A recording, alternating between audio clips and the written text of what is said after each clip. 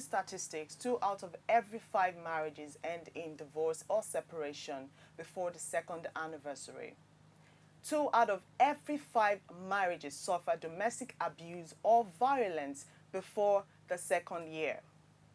Now, when asked, some of the separated couples will tell you that they did not exactly know whom they were getting married to, but had to because of pressure from the society.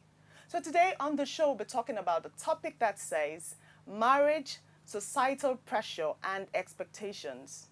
My name is Rachel Isaac, and you're welcome to the show where we bring you nothing but good vibes, the Vibe Cafe Show. And my name is Eric Nwansu, and when we come back, we'll dive into this topic in depth. Don't go anywhere.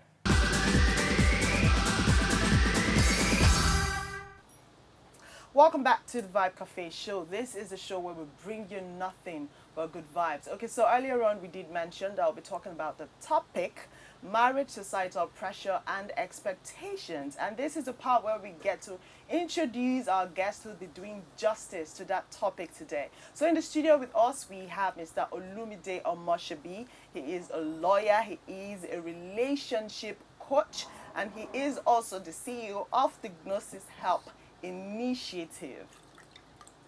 Hi. Welcome. So, It's so good to have you you here seem with to us have today. water already. Do you want something? Yes, please, I want to drink. Yeah. Okay, so earlier on, we were talking about referring to you as a marriage counselor, and you seem to have a bit of a problem with that, and you said you'd rather be introduced as a relationship coach. So what is the difference, really? Well, a marriage counselor is like someone trying to make the marriage work. Okay. I have had to divorce, separate some, and so that doesn't really follow the line of trying to make it work. Oh, yes. okay. All right, so today we're talking about marriage, societal pressure, and expectations. Now, the society, we seem to have like how we want a human life to be structured, how we think the structure of a person, a woman, be it a man or a woman, should go. That by age 30, a woman should be married, should be a graduate, should even have a master's, she should have money, have a car, be settled. Like, how did we get here? As a relationship expert, you should know these things. How do you think we got to this place? Well, society is a collection of people living in a community, and pressure is simply expectations. So when you have a group of people, it could, let us bring it down to the unit of the family. Even within the family, there are certain expectations. You are my only son. Maybe you would be the one to build. They expect the man to be the one to be the father of the house, to build this house, to help this. So it's the same thing when society expects that by a certain age. Because when you look at the way it was before, in the time of our fathers, by 18, 19, people are already married. I mean, one of our heads of states was already the head of state at 28. So it's something that has been built into the system, expectations. That by this time you should have graduated, by this time you should be married, by this time you should have children. Or your kids. So it's just... So age and marriage, do you think there's a certain age you get to that you get married and it's the right age to get married? So some people will say getting married at a later stage in life better equips you for the marriage because you've had certain life experiences and all of that. So maybe that way you are mature and ready. Is there an age you get to that you should be married because of, Well, I won't put it as you should be married at a certain age, but I think that at a certain age you should be looking at settling down. And what age is that? For a man, I would think 30. Okay. And for a woman? For a woman, maybe earlier than 30. The way I view things is you could have a 40-year-old man-child, and you could have a 20-year-old wise man, a consultant that is advising people already. There's a saying that the age of Solomon has nothing to do with the wisdom of Solomon has nothing to do with the age of Methuselah. Yeah, I get that. So it's not actually about age, but maturity. Some people mature quicker than others. Some people are able to handle pressure more than. You could see a 50-year-old man cry under certain pressures that a 20-year-old man would just take in his stride. So, Okay, so we're talking about this earlier on that according to statistics, like 2 out of every 5 marriages, they end up separated or divorced, and then they have cases of domestic violence and abuse. So I'm asking now, is it what do you think the issues are with those people, or were with those people? Is it a case of not knowing whom they were getting married to? Is it a case of not searching or looking for qualities, or is it that they didn't have their spec or their qualities defined in their head that this is what I'm looking out for? So what exactly, as someone who does this, I'm sure you have come across cases, and then from the experience, what would you say the issues are, or the most recurring issues were or are? well, I've been doing this for about 16 years now. Yeah, that's earlier. Let me use the Bible. The Bible says, my people are destroyed for lack of knowledge, not lack of prayer. It is 7% of cases of divorces, separations, domestic violence are from Christian homes. So a lot of times I try to tailor to the endangered species like the Christians. This is one of the factors that, a very big factor, I call it spiritualizing relationships. People would say they prayed and God told me you are my wife. Okay. At times you even ask a woman out and she will tell you, have you prayed about it? Did God tell you? So the focus is away from character but to the spiritual. Okay. They heard a voice. I had a dream. You know, when I was in school, someone said in his dream he was kicking a stone, and he kicked the stone and he rolled and stopped at the feet of one sister, and God is telling him that She's the that one. is it. He married her. Okay. How did that end? Maybe 1 year, 3 months. He just packed and left and never came back. Okay.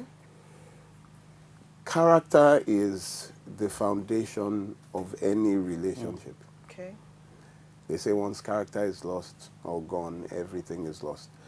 I tell people, like, quote Socrates, when he was asked, what is the secret to life?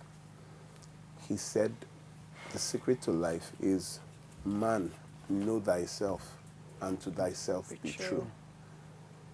Yorubas will say, Monware. A hot-tempered man dating another hot-tempered woman, what do you think will happen? Fire for fire. You would say domestic violence. But he knew that she was hot-tempered, and she knew he was also hot-tempered, but then they pray about it.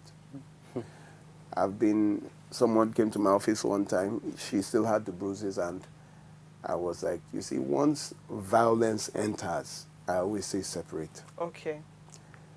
Last year alone, we buried about 42, between January and May, we buried 42 people. Wow. Lost to domestic violence. All women or men and women? Okay. There was one that the most shocking was, it happened in Adeniji. The wife went to the market, bought a cutlass, kept it in the house, and, you know, she had planned on how to kill him. While he was asleep, about a week after she bought the cutlass, she just attacked, killed him, cut him into pieces, and put it in a sack. It was while she was trying to dispose into Loma, the Loma vehicle, that they noticed that the blood was, and they were like, we don't pick animals. They even thought it was maybe a goat or... Good, yeah. People had seen too much to know that when violence comes in, even the Bible says it is better to dwell in the wilderness than in the house with a contentious wife. But now you would say with a contentious spouse. Yes. So it could be the man, it could be the woman. The first thing I tell you is to separate. Okay. So I just want to ask a question before you continue. So I've seen cases where the woman was abused by the man, and then in the relationship, and then later on they got married and then it stopped. And then I've also seen cases where someone said, oh, the beating would stop if you change your character and all of that. So is it possible that domestic violence stops after marriage or immediately they get married? How possible is that? Is it possible? Well, what you are saying is what I would call Ludo.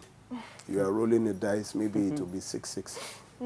Would you place your future on the roll of a dice if you could make 6-6?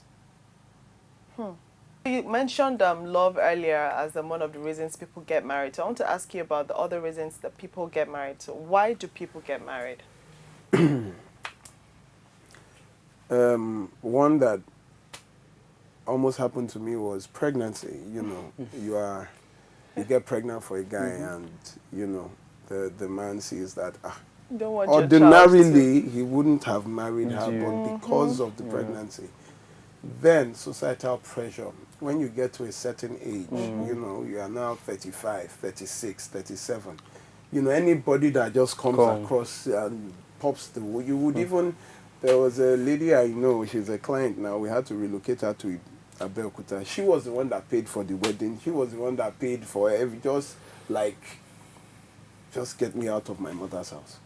They shall get married. You know, and Pressure because your younger sister is married, you're the only one, that's not you married. know, and That brings me to the question, why is it that no matter how much you've achieved, and it's more in line with women, no matter how much you've achieved or you've accomplished, it feels like you are not complete if you are not married?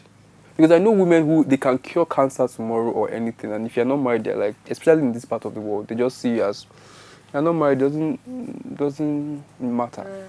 Why is it that you have to be married to feel accomplished, especially in this part of the world? well, very true. I was in, I belonged to a group that they didn't allow me into any socials. They just started allowing me after I got married. after you got married. Because, you know, they're like, Association of married men. that you have to be married. It's an expectation. It's a conditioning that you will be seen as responsible only after you are married. I'm married, okay. But which is a fallacy because there are some more irresponsible Married people. Married people at times than there are unresponsible spouse, single people. single people. Okay, so quickly, because we have to round up and all. I just want you to give your last words to people dealing with the pressure right now. How can they overlook or disregard the pressure that they are going through right now, especially women? Yes, because this affects women more than it does men. Well, I think Kobe Bryant, basketballer, said, the only pressure that exists is the pressure you put on yourself. Absolutely. So, I married at 42 years. I was 42 years old. I'm an only son. So, you can imagine the kind of pressure that was on me. I mean, my mom would literally, any woman, there was a time my mom said that, you know, they would go to the village to arrange, because I'm in the city, we can't find a wife in the city. You know, there was tremendous pressure. And then at times, I would feel like, the way I'm going, I mean, I'm almost 50. 8 years, I'll be 50. That was then. And I was like, you know, at times you just think about it. But when you tell yourself, if you haven't found it, you haven't found it. Look at every option you have. That is, if you feel you are ready to marry. Look at every option you have. It is character, not beauty. It is all about character. But then know your spec. Everybody, I agree. Has a spec. everybody, I would quickly, you know, if I have like 2 minutes, there was this guy that he was blessed. At 16, he had finished secondary school. At 20, he had served. Not only graduated and served. and he got a very good job. So by 21, 22, he, life was just good. Good. It was him in his house, in his car, and his mom now came calling that, come, you have a house, you have this, you have that. The next thing, bring a woman home. And the boy was like, mommy, there's still time. But, the mother hammered. So about 4 months to his 24th birthday, he met this girl and they got married. And everything was good first year. Second year, the lady said she just noticed that sex wasn't really as before. That, It's over. And then, after the second year, one day he just came home and said, you know what, that he's really sorry, you're a fantastic woman, but he's not really sexually attracted to her. She was slim. That he found out that seeing bigger women, that is breasts, He's turned on and it's turns him on, and he has a problem. But the issue was that he was still young at that time. He had not discovered himself, what he liked, but was pressured into marriage. So like I said in the beginning, man, know thyself, and to thyself be true. If it is, you know that you don't like lepa, don't say God led you to any lepa. Go for your spec or the nearest in meaning. Hey, Don't, a new one. don't You want to wake up to someone you find attractive every day. Make sure that you are attracted to the person it's important. sexually. Yes. Because, forget it, there's no need having a woman in the house and then you have a concubine outside, because that is the one you feel more hair and with the... So I think, like I said, character, over beauty. know your temperament. If you are hot-tempered, what are you doing with another hot-tempered woman?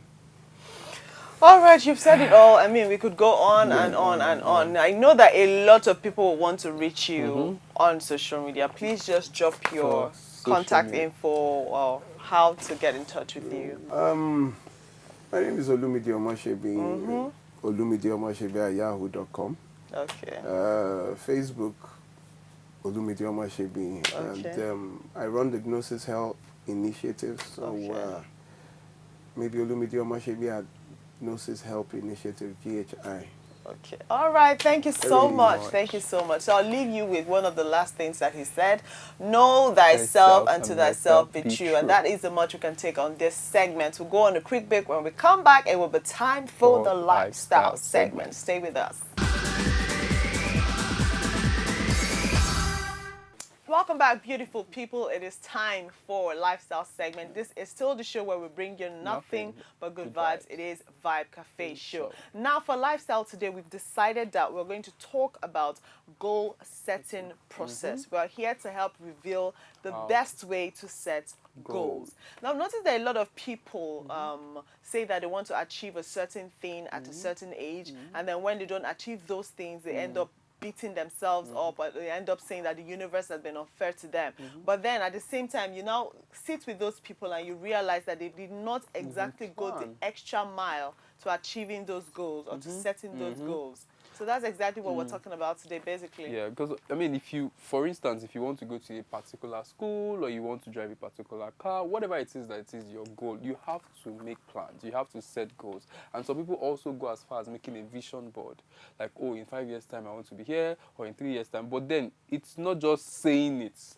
It's about you writing it down, you seeing it every day, and that motivates you to keep pushing and working hard. And once the universe sees that you're actually pushing and working towards it, it will meet you halfway and help you. Yeah, somehow. I think it's not enough for you to just say with the mouth and put it out there. Because some people now say, they now become very complacent and now say, oh, okay, I have it in my head, because the first step to achieving it is to believe in it. So you believe it, yes, you put it up on your wardrobe. So when you wake up in the morning, that's the first thing you see, motivate you. If you don't put in the work, you will not get it. You have to put in the work. You have to put in the work. I'm just going to come up with some points that would help in achieving those goals when you set them. So the first step is acknowledge your important ambitions and set goals to achieve them. Because if you want to succeed in life, you need to set goals.